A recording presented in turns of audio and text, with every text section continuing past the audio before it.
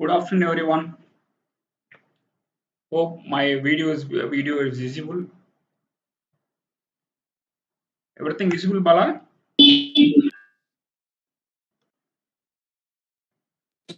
Yes, sir. Slides visible? Okay. Okay. Yes. Good afternoon, sir. Good evening, everyone. First of all, this particular session it was presented few years back. Few years back, it was presented at a conference organized by Dr. Jaya Venkatesh called Emergency Medicine and Emergencies in Siddha Medicine. So this particular session slides. After finishing that particular lecture, I received a lot of calls and messages that because of the stipulated time was very less, I couldn't concentrate much on each and every cases. I presented a lot of case studies, but I couldn't give more details about each and every single case purely based on time constraint. So today, from today, not just today, I just only for 35 minutes we are going to talk about one single case, one single entity which came to a Siddha clinic uh, with diagnostic resistant pattern, uh, one particular cause with three different sort of presentation. That is the thing I'm going to emphasize. One particular condition, clinical condition is one. The basic pathology is only one, but three patients came with the same pathology, but with three completely different clinical picture. That's the thing I'm going to talk about. So before that, why this particular session? I called Dr. Venkatesh and got his his concern because I presented this slide in that conference. So it is my duty to call him and get my concern. When it comes to Siddha medicine, everyone think that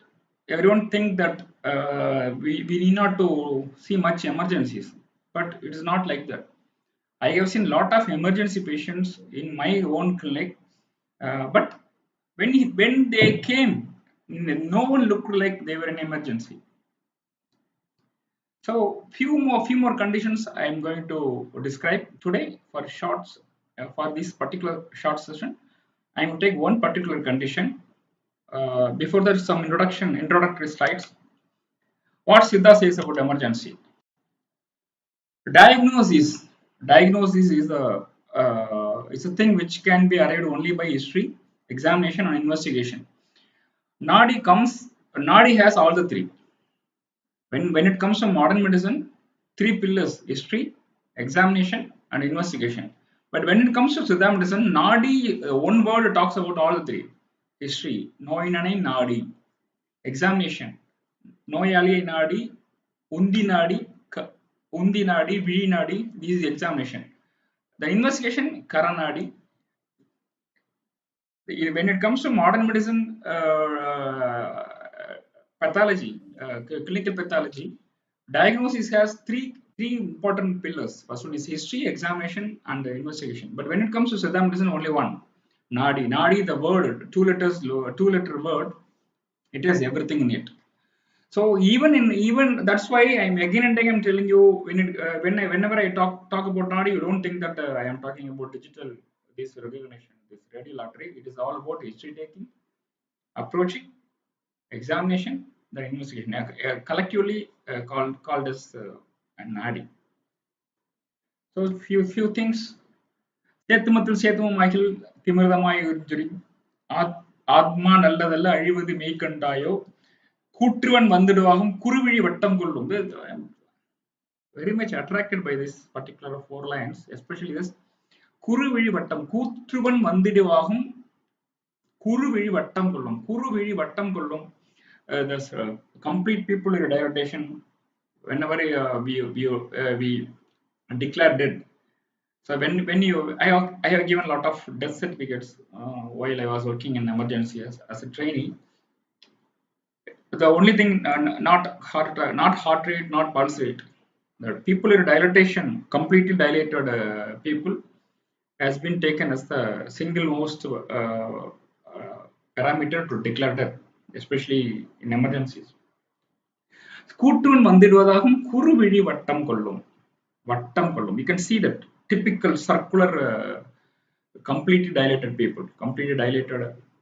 people in emergency. சாத்திரம் அறிந்து சொன்னோம் யாத்திரை நாடிதானே. யாத்திரை நாடி is a terminal one when you are in a funeral, no? That's a சாத்திர நாடி. That is typical கபநாடி. சேத்துமத்தில் சேத்துவமாகி திமிர்தமாம் அறியும் சொன்னோம். There's a final one. Whomever what's up in irrespective of any complaints, if somebody is having a isolated kabanadi, it is emergency. If that is registered, it's a typical hardcore yatri nadu.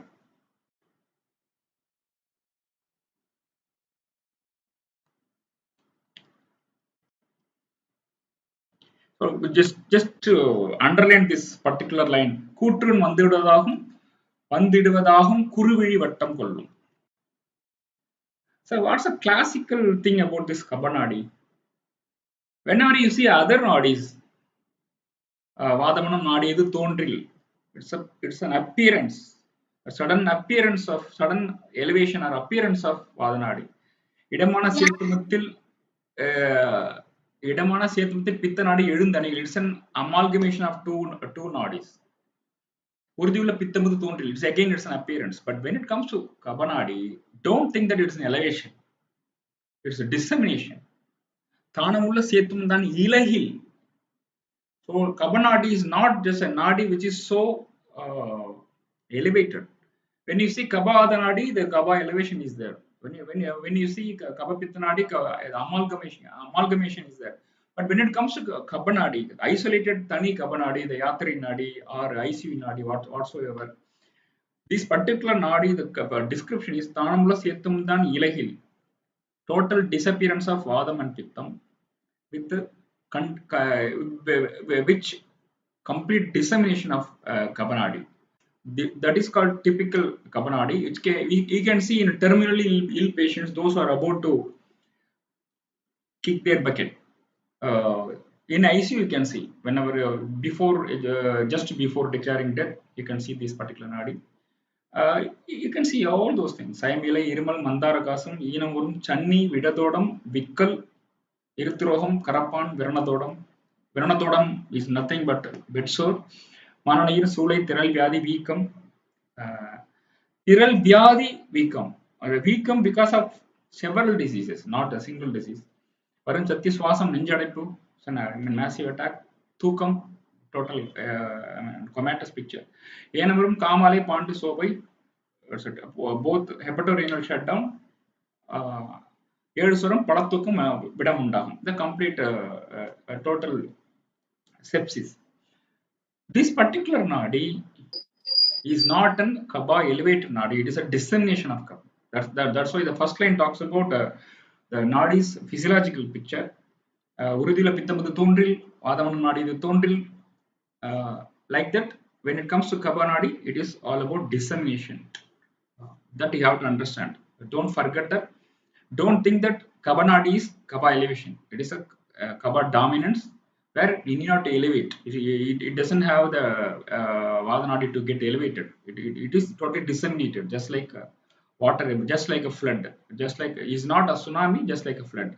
Tsunami is a acute temporary thing. It can resolve on its own, but where flood won't resolve immediately. So it is all about dissemination, just like a sea. So this is the one more description about emergencies in Siddha medicine. IMA kaditha podu anugiya vyadi undam. IMA kaditha podu anugiya vyadi undam. IMA kaditha podu arindidum thodamagum. It's a complication. Thodam is a complication. IMA kaditha podu when IM appears. Now I am talking about IM appears. Yes, there is a acute disease. Anugiya vyadi undam. It's an acute disease. IMA kaditha podu arindidum thodamagum. There is a complication. IMA kaditha podu channiyagum. It's a typical encephalopathy. IMA kaditha podu IMA melindu kollum. The same kapam, the elevated same kapam will get disseminated and it will kill. That's a classical description of INAD. When if you have a chance to work in emergency wards, you can experience these things. I have never picked these songs and decoded. I have experienced certain things, and I was searching for songs which is suitable for my experience. So that's why I'm able to decode it. Don't think that I have picked some song and decoding and telling something. I have experienced a lot of things, and I went to basic text to see which is so suitable, which is so significant, like that. That's why I picked these songs. So one more thing, Tirumar in one particular song, he told about the terminal stage. ஐயம் மேலிரை பேற்றிடும் தொடங்கியொரு விழாவிருண்டும் மோகம் அடங்கிய சுரங்காயும் அடங்கி சுரங்காயும் அளவற்ற கோழை நீர் இடங்கியுடல் பற்றி ரத்தமும் கக்குமே. This particular four-line song, it was written as a Nyatri Nadi. It's a terminal stage Nadi in Tirumular, one Tirumular description. But if you put this four line and cardiac failure, liver failure, lung failure, renal failure, and terminal stage of any other infection. When it comes to sepsis, the most targeted organ is lung. Sepsis will be very bad. It is total sepsis, bacteremia, but the most targeted organ is lung. You can see everything what irrespective of complete irrespective of systemic failure, this four line suits everywhere. So in this particular song, I am Miguel Sidalam Pudina Epodam Kurikonangal. This is don't think that I am and Sitalam are a different thing. I am they are talking about a static picture where Sitalam is a the feel what it creates. So here one particular line you can see all those songs, all those terminologies what we saw earlier, but one particular thing is very very important. ரத்தசுரம் ஓங்காரம் பெருத்த வீக்கம். ரத்தசுரம் ஓங்காரம் பெருத்த வீக்கம். This bacteremia picture with an organ in acute sepsis, you can see acute renal failure. In sepsis, usually patient will have acute renal failure. This particular thing, when you go to ICU, when you see patients in ICU, those who are in ventilators, usually they will have a severe lung infection. But when the patient develop acute renal failure only, acute glomerulonephritis like renal failure only, they will have all the other symptoms. It has been totally documented. You can see Vikil in some areas, Mayakam, Viarvai, all those things, part of cardiac arrest, all those things. Everything is documented in a way. If you know the basics, if you know the logic, you can see the cascading documentation. The documentation, the cascading fashion. You can see one by one. Everything is there. Directly, let me go to the case studies. I don't want to waste my time because already we have talked a lot about this. Directly go to case studies. So this is the first case. இன்னைக்கு particular இன்னைக்கு செஷன்ங்கிறது ஒரே ஒரு case study பற்றி தான். But anyhow கொஞ்சம் கபத்தை பற்றி போயிடுச்சு. another 20 minutes தான் நம்ம எடுத்துக்க போறோம்.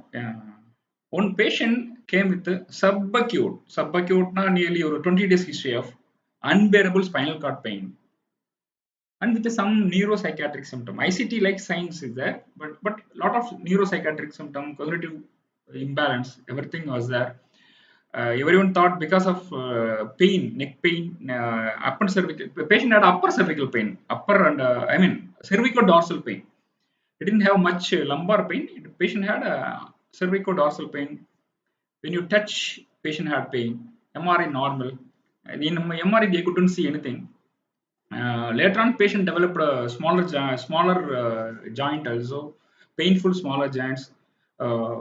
Swelling was there. But when they did MRI upper cervical region, they couldn't see anything.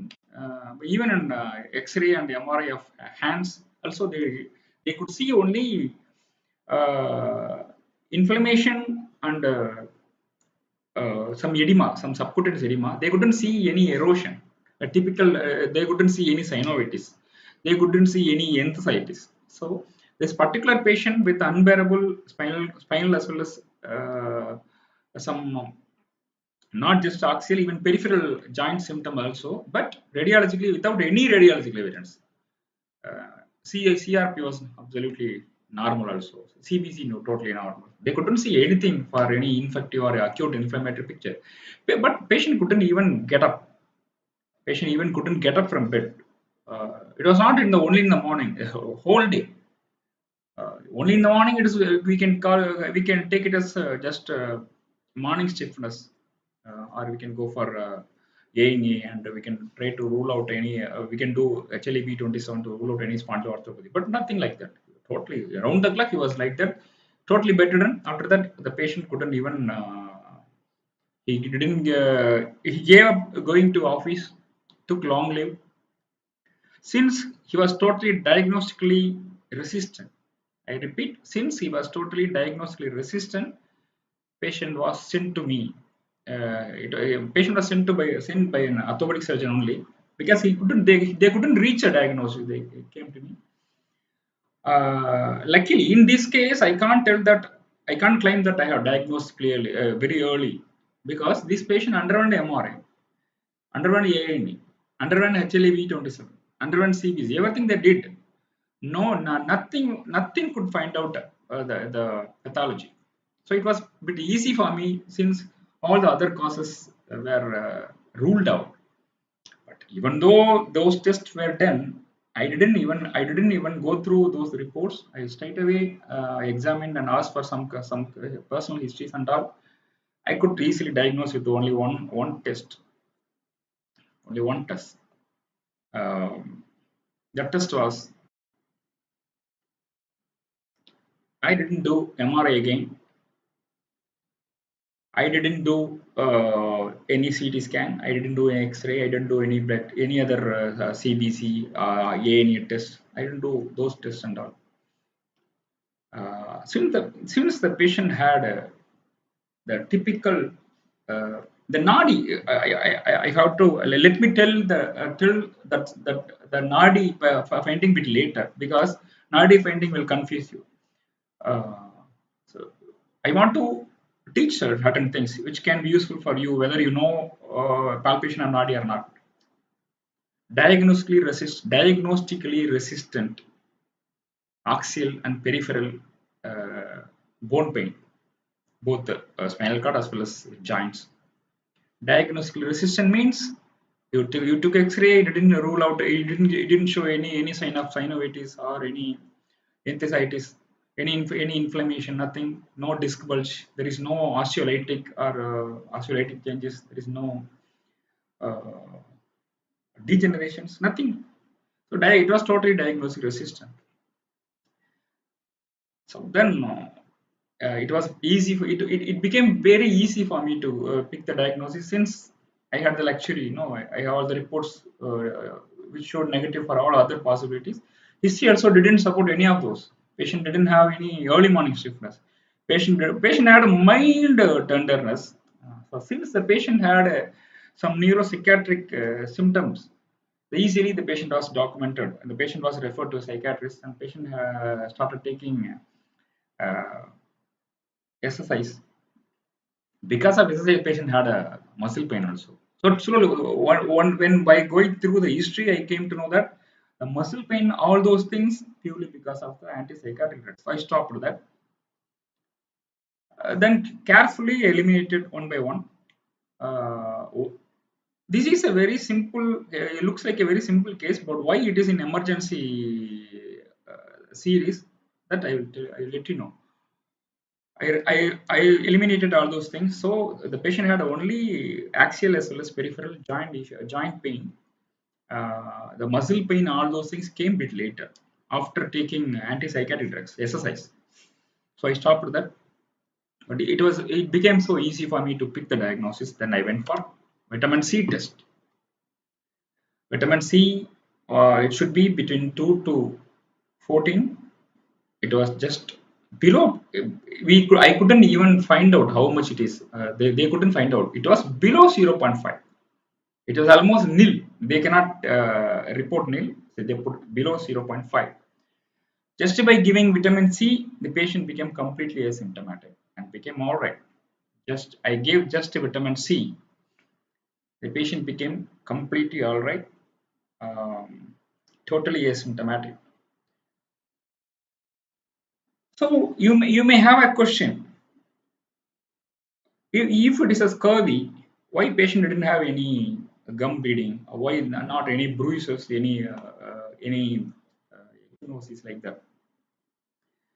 That's the problem in clinical medicine. You cannot expect what you learn from textbook. Typical scurvy, it is limited to bones and muscle. It was totally limited to bones and muscle. Patient didn't have any further symptom. So here, one more thing I want to add. So there is another patient. I have explained one patient, a 35 years old female, came with a diagnosed resistant upper cervical and later on progressively to upper dorsal spinal cord pain, followed by peripheral, especially restricted to hands, lower limb totally spare. All the smaller joints in so not even elbow also, elbow joint, wrist, and all the smaller joint pain also slowly started to gripping. It was totally resistant to any painkillers. Even for painkillers, patient didn't respond. They gave 2 doses of steroid, didn't respond, so they stopped that also. Now, patient didn't respond to anything. If the patient was not diagnosed in time, the patient would have died. Why? You go and see the text. I don't want to tell much. Why it can cause death? Go and see text. How bad vitamin C deficiency in certain patient, how it can cause death. Okay. If this is a thing, does it mean that all patients, those who are having very low vitamin C, will have the same symptom? That is not the case here. I'm telling you that crow is a blackbird. It doesn't mean that all blackbirds are crow. I'm repeatedly telling this particular saying. It's well suited to clinical medicine. Yes, this particular patient had very low vitamin C. When I replaced vitamin C, patient became completely all right. Even after several years, I am again and again checking it. Patient became all right. But why this patient went for this particular condition? Why suddenly after 30 years, only at the year of 35, non-diabetic, no hypothyroidism? Why this patient went? I will explain you a bit later after the next one. See, another patient after the same year, I think same year, another patient. When I went for vitamin C, it was 0.96. Very low vitamin C. But what would have been those symptoms and signs which provoked me to go for vitamin C? Do you think that the same joint pain and upper cervical pain and neuropsychiatric issues? No. For this patient, I did vitamin D level also. It was very low. Vitamin D and vitamin C, both very low. Then what would be the clinical condition? The clinical condition was progressive weight loss. This patient is my senior. He's a doctor. My senior had progressive weight loss. When he came to me, he came and met me. He was around 48 to 49 kilo weights. That's all. Diabetes, sugar is normal, everything normal. With all this mental confusion, fear, with the progressive weight loss. So they did a scan and all. They see the report, any peritoneal tuberculosis and peritoneal carcinoma. That's a suspicious report they give. HP, they advised for HP. But we started exploring the patient. Ileocecal growth. See, there is a moderate free fluid noted in the abdomen and pelvis with fine internal echoes. There is diffuse omental thickening. There are few enlarged mesenteric nodes, appendix normal. There is moderate right pleural effusion. So everything is clear. No, right pleural effusion with the diffuse ascites with omental thickening. The classical ileocecal tuberculosis with the extended to peritoneum also. It's a disseminated. So disseminated tuberculosis, the very important cause is the combination of lowered vitamin C as well as vitamin D. Then why it happened? So after that, they confused. They no. After that, they went for we went for biopsy. Biopsy showed granulomatous lesion. The primary report was granulomatous. You know, granulomatous lesions. It's a very superficial reporting. Then we should know what is granulomatous, then whether it is necrotized. If necrotized, whether it is satiating or non-satiating. Non-satiating, I mean, necrotized granulomatous lesion is typically sarcoidosis. If it is satiating, it can be tuberculosis. So dot of description. With the biopsy, they said straight away they started a anti-tubercular treatment. Um, we didn't think much about whether it is C and all because we are convinced gene expect also done. It was turned positive. All the AFP, all the other things turned negative. Ascitic fluid tap, typical tubercular picture, a lot of protein and glucose. Uh, After that, from 48 kg, patient started having C, 52, 51, 50. Suddenly went for 49. Do you know why? Why even after starting treatment, why he went for 49? Because of ATT. They started ATT. Usually, the patient developed ATT-induced mild hepatitis because of loss of appetite. Because of that, he couldn't eat properly. So he lost 1 kg weight. But luckily, Garisale and other things helped, and he came out and slowly he picked up weight. This is the classical C within 3 to 4 days, which since he is a doctor, he kept on checking his weight. So 56 ultimate. Now he is around 68 kg, 65 kg. I think he was 68 kg originally. When he came, it was 48 kg. He lost 20 kg. After diagnosing, after starting treatment, he slowly put on weight. Now he is around 62 to 65 kg. He's fit and very easily. He's fit like a fiddle now. So here, once again, I want to talk about vitamin C.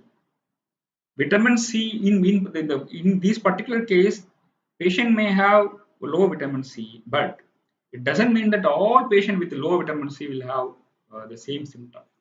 Here, the combination of low vitamin C, it is not so critically low. When comparing the previous one, it is not critically low, but it is low. Still, it is low, very low, with uh, vitamin D deficiency. Collectively, it provokes tuberculosis. Classically, it is like when a patient is put on biologics, biologics injections, there is a chance of latent TB. The same sort of picture this patient also had. Why it happened? Why this vitamin D went down? Why vitamin C went down in both the patients? First is a patient, a 35 years old lady. Second one is a doctor. Both did fasting. So the spiritual fasting, improper, poorly understood spiritual fasting. The first one adapted by the lady herself for the betterment of her husband and family. The second doctor was advised by his guru or somebody else. So both followed an unscientific, improper, very poor diet schedule in the name of fasting, taking food only one time. Either taking only vegetables, green like that. I don't know. I don't know much. I don't want to go into details. Somewhat they followed. The one thing common about them is the first one is ignorance. Second one is illusion of knowledge. Second one, both did the same with a different mindset. Ended up in the same vitamin. And that patient is good. She had only vitamin C deficiency. But second, our doctor had both vitamin C as well as D deficiency, terribly low, terribly low. C vitamin D 3.73, just 3.73. You can see lot of articles suggesting vitamin D and C deficiency collectively. One more thing, in this is terribly low. It can cause even isolated neuropsychiatric symptoms also. Isolated, it can cause a lot of uh, poorly differentiated clinical picture where it is completely diagnostically resistant. That's why my advice: if somebody is having diagnostically resistant picture with improper diet or a poorly configured diet schedule, always you have to go for vitamin C and D. So this is the first case. I repeat, what are the 4 to 5 points you have to take into account? Number one, while taking history, what they followed for the past 1 year, what sort of diet they followed for the past 1 year. That is very, very important. Number two, once again start listening. In this particular, my senior case, what happened? They did a PET scan without even knowing what the biopsy did, without knowing whether biopsy done or not, whether what sort of report the biopsy hold. So the one doctor who saw the report roughly saw everything. When there was AFP negative, he thought, oh, it is not TB, so it should be CA. Then they went for PET scan without the PET scan has to be advised. I want everyone to underline this. PET scan has to be done only there is a clear-cut evidence of cancer, biopsy proven cancer. Do PET scan only in biopsy proven cancer patient, not when you don't have any diagnosis. When you can't diagnose anything, don't do that, because even tuberculosis patient also can mimic. They will tell you whether FD uptake is not, the FDG uptake is not there or not, whether something is metabolically active or not. That's all. That's the thing a PET scan can do. They can't tell any diagnosis. That's why unless it is a biopsy proven one, don't do PET scan. Otherwise, you have a diagnosis and do PET scan. Or for one patient, I did a PET scan in 2 to 3 patients to rule out myositis. You suspect myositis to classically see which muscles distribution of muscle had this particular myositis. We went for PET scan. So by knowing those muscles, we can limit our medication. We can plan our treatment. So for that we did a PET scan. We know the diagnosis. PET scan has to be done not to know diagnosis. PET scan has to be done to plan a treatment. I repeat, PET scan has to be done to plan a treatment, not to know a diagnosis. When it comes to cancer, diagnosis is purely biopsy. Biopsy is the gold standard for diagnosis of both cancer as well as tuberculosis. In tuberculosis, in 90% of tuberculosis patient, you cannot see evidence, clinical evidence. TB is diagnosed only through indirect method. Two things. First, indirect method is ruling out all the other possibilities. Number two, by giving trial ATTs and waiting for the result. These are two things Indian doctors are doing. But in Western countries, they will keep on testing. But after gene expert, nowadays it is being properly diagnosed. Once again, let me go back to the clinical picture. Progressive. He was around 68 kg, lost nearly 20 to 25 kgs within 3 to 4 months after progressive fasting. I can tell progressive fasting, because initially he thought that because of the diet schedule he lost weight. He thought that he achieved some weight loss. Actually, he acquired some infection. He didn't know that he acquired infection. He thought he achieved some weight loss. So progressive 20 to 25 kg weight loss after one particular diet style. For a diet style, weight loss is expected, but not in this grade. No, it is not proportionate. It is not proportionate. 5 to 6 kg weight loss is okay for that diet schedule, but 25 kg weight loss in a non-diabetic individual, it is something tricky, and we have to. But with some abdominal symptom, later on he developed abdominal symptoms also. So it's a classical of tuberculosis. Uh, So we made a diagnosis, and now my senior is absolutely okay. He only sent these reports, and one more thing. He asked me to talk to you.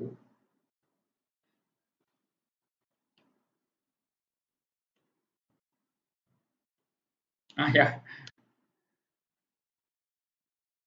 one PET scan was done without any clarity in clinical diagnosis, that which showed a scary report which triggered his wife to weep. No, அவங்க அழ ஆரம்பிச்சாங்க reports பார்த்துட்டு. அதனால தான் நான் கோவப்பட்டேன். சீனியரை நான் ரொம்ப கோவப்பட்டு நான் திட்டேன் அன்னைக்கு இருந்த சீனியர்ஸ் எல்லாரையும்.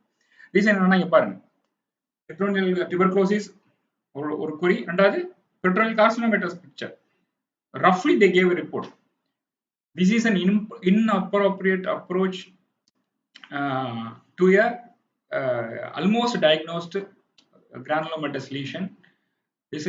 We shouldn't go for PET scan. This is one thing which we shouldn't do. They have done.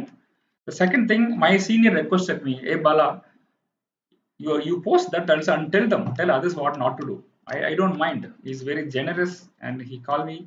We give, no, you post this. This is the second one.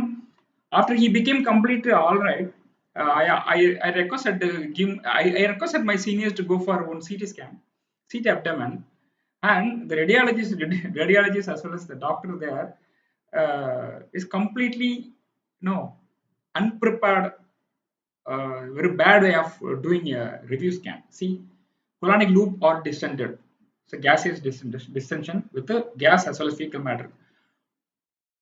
This particular CT report is absolutely waste because the abdomen was not prepared. If abdomen was not prepared, the CT scan picture cannot be taken either as an improvement or as a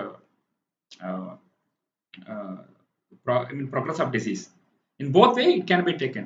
This is the only thing where we shouldn't follow. This is the only thing where you shouldn't follow. No events of renal, basically ureteric radiopaque calculi or obstructive uropathy seen. This is the report. They didn't have any idea about anything. The radiologist was not informed properly that this doctor had a peritoneal tuberculosis. I mean, ileocecal tuberculosis with peritoneal extension. And he underwent a proper treatment. They have come for review. This radiologist was not classically informed, clearly informed. That's why this report was just like a snapshot. They did a scan. They didn't bother about the preparation. This shouldn't be in the report. If you go to London or US, they won't do these things. They will ask the patient whether you are in empty stomach. Yes, then you go for bubble wash. They will give some bubble wash. They will prepare the bubble. Then only they will go for CT abdomen with oral and IV contrast to give a report. This is not the report. This is the status of a patient. Colonic loops are distended with the gas and fecal matter. This shouldn't be in a report. This has to be in a manual. A manual where the lab people or the scan people should tell the patient, this is the way to prepare your abdomen before coming to scan, especially after having tuberculosis and got treated properly. It is a review scan. We should give a proper report whether to worry further or we can discontinue treatment. This first line has to be written in a manual. Okay. See here, CRP is elevated. CRP is not a tuberculosis material. You cannot see CRP elevated in this tuberculosis, but here it is elevated because it's totally disseminated, because in patients with both vitamin C and D low, very low, in that particular patient, TB, tuberculosis infection will play like any other bacterial infection. It can cause elevated CRP. The elevated CRP also gave a doubt about the disseminated tuberculosis because of it is secondary to a primary nutritional deficiency. This is a classical example. Normally, you cannot see elevated CRP. Only ESR will be elevated, not CRP. CRP you cannot see elevated in tuberculosis. ESR was not so high. It was just 50. Even for UTI, some patients are having 50. Usually, in this disseminated tuberculosis, you can see nearly 100, 120 or 130. But here, it was just 49. So that's all today. Once again, I repeat, if somebody is having diagnostically resistant musculoskeletal pain or any neuropsychiatric symptoms where radiologically is absolutely okay, always do vitamin C. This is an information. Number two, when vitamin C is in low, always do vitamin D. It's a very bad combination of combination which can invite lot, just like it will play just like a HIV infection, and it can invite tuberculosis, fungal infection, alimentary fungal infection, even infection in CSF also. I have seen people, I have seen, two examples I have taken. I have more than 50 to 60 cases of vitamin C deficiency scurvy with different pictures. One patient with a tubercular meningitis. Uh, one more patient with a cryptococcal meningitis in a non-HIV. I have seen cryptococcal meningitis, but not in a non-HIV patient. In all the almost 95% of patients had HIV positive and cryptococcal meningitis. Only one patient, not an HIV, no tuberculosis, only isolated cryptococcus, CD4, CD5, everything okay. I couldn't even now I couldn't understand how it happened, but had terribly low vitamin C. The vitamin C deficiency is a very terrible. It can cause death. I told how go on see test. If I tell something, you people may note it down and forget it. But if you don't tell, you will go back to original text and see. Even you can learn things which even I didn't know. Even I didn't know. If you go to text, you may learn things which even I didn't know. This is about the first case. Uh, Nearly 40 minutes, as I told, it's over. Then case study 2. This one is a completely different picture. Today I'm not going to talk much more about this particular patient, but anyhow, this is a life-changing, a career-changing diagnosis. That's why I want to give a outline of for a 14 years old girl. 14 years old girl referred by my senior Dr. Shankar. By the time they came, the patient was totally unconscious, was in rice tube, 10th standard girl, too good in studies, scored more than 450.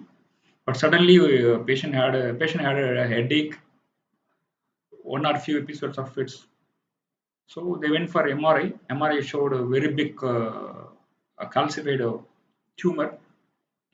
So the surgeon didn't think much about that much, and they went for biopsy. That was a bad thing they did, without knowing what it could have been, without knowing her past history. They directly went for biopsy.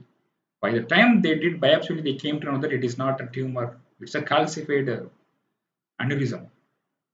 It's a giant aneurysm. It was not typically pulsatile. If there is an aneurysm, if it is completely connected to the vessel, it will be pulsatile. No? If every heartbeat, it will change. There will be some pulse in the tumor also. But since it was calcified, it was closed. The connection with the vessel was totally closed. Because of that, radiologically they couldn't find out it was pulsatile, and they couldn't find out it was just an aneurysm and a calcified one. Wow. By the time they did biopsy, it burst open.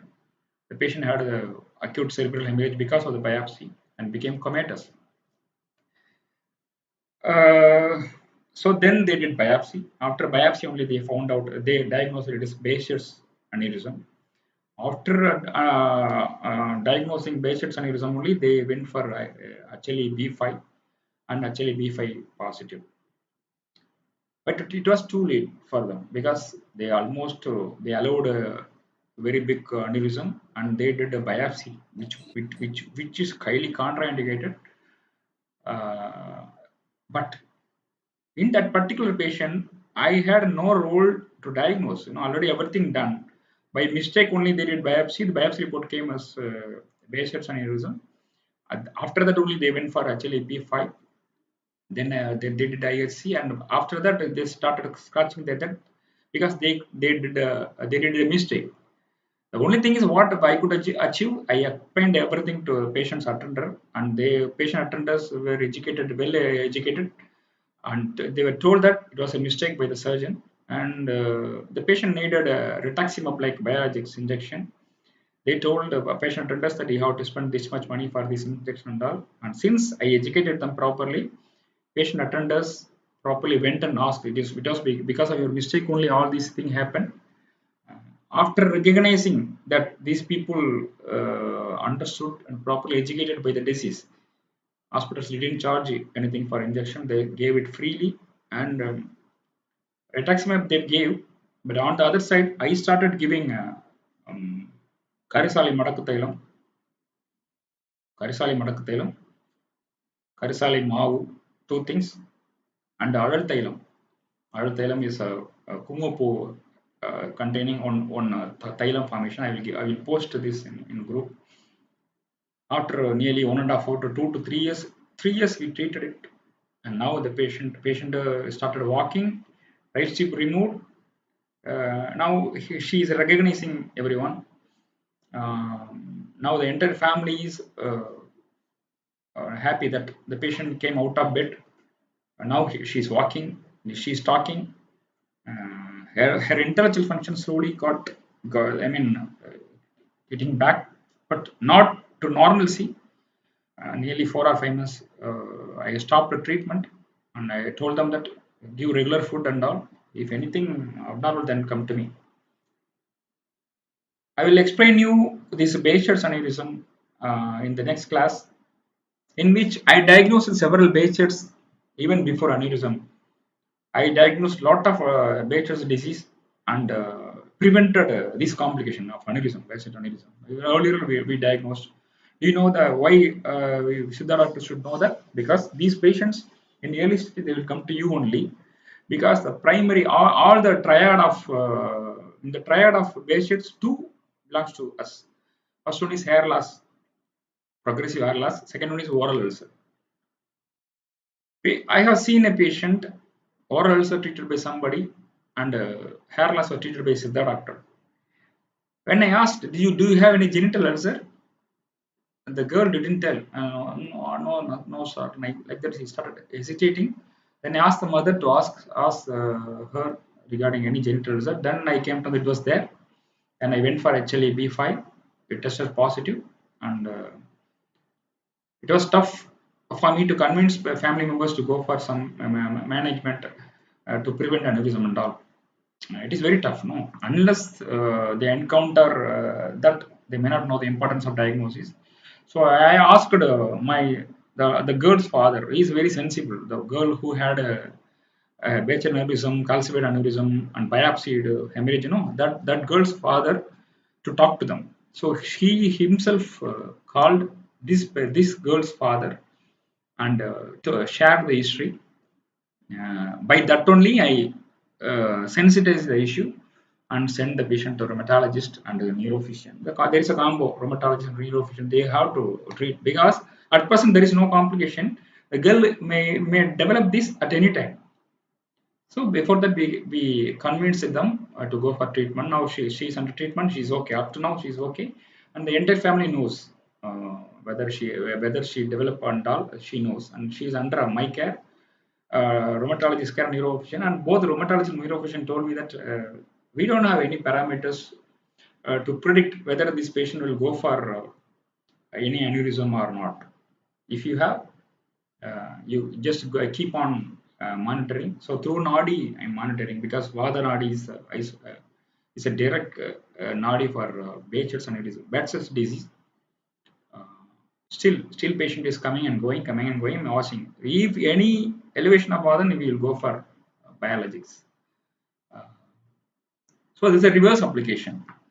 So regarding the Behçet's and all other Behçet's, one more Wagner's disease that also sent by my senior, one of my senior from CCRS, Wagner's vasculitis, granulomatous vasculitis. It has no treatment and it don't revoke, but it is totally revoked now. Patient is okay.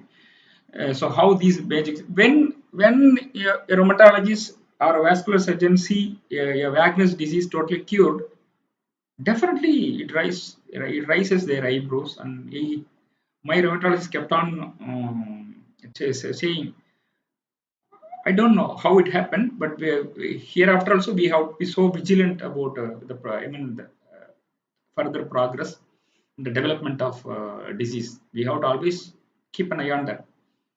So we are doing that. So the doctors, if you know certain things and if you are very strong in our own knowing model, we can go places and we are totally irreplaceable in futures, irrespective of all latest diagnostics parameters or techniques. If you are too good, you are totally inevitable. You don't need anything. See, your clinical acumen will take you places. Bye.